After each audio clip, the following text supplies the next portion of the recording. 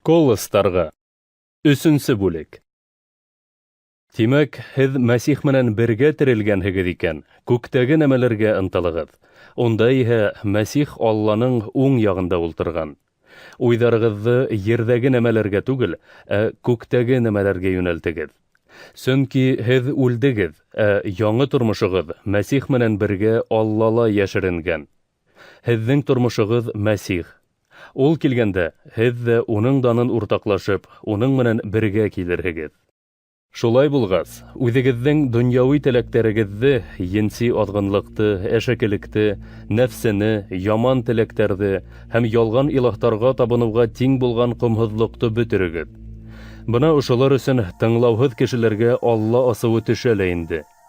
Быларҙы эшләгәндә ҡасандыр һеҙ ҙә шундай йәшәү рәүеше алып бара инегеҙ.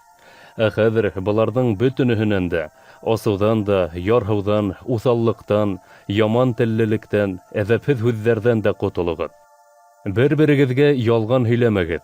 Һеҙ ҡылған ғәмәлдәрегеҙ менән элекке йәшәү рәүешегеҙҙе, кейемегеҙҙе сискәндәй сисеп ташланығыҙ һәм яңы кеше булып кейендегеҙ.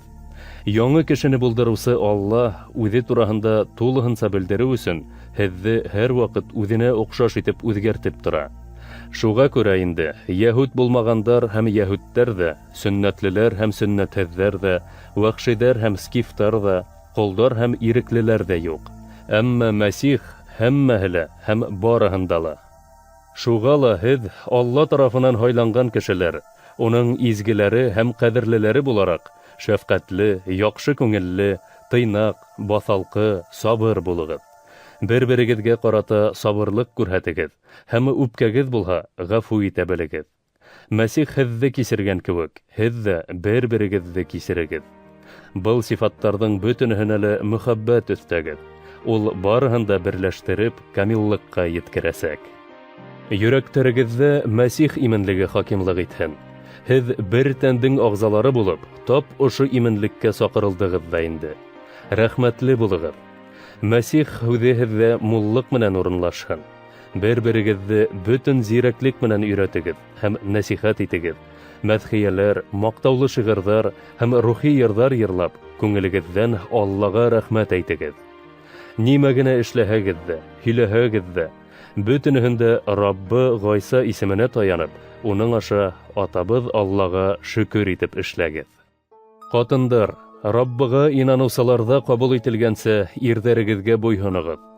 Ирҙәр, ҡатындарығыҙҙы яратығыҙ һәм уларға ҡарата ҡырыҫ булмағыҙ. Балалар, бөтөн нәмәлә лә атай-әсәйҙәрегеҙҙе тыңлағыҙ, сөнки был Раббыға ҡыуаныс килтерә. Атайҙар, балаларығыҙ күңел төшөнкөлөгөнә бирелмәһен өсөн, уларҙы рәнйетмәгеҙ.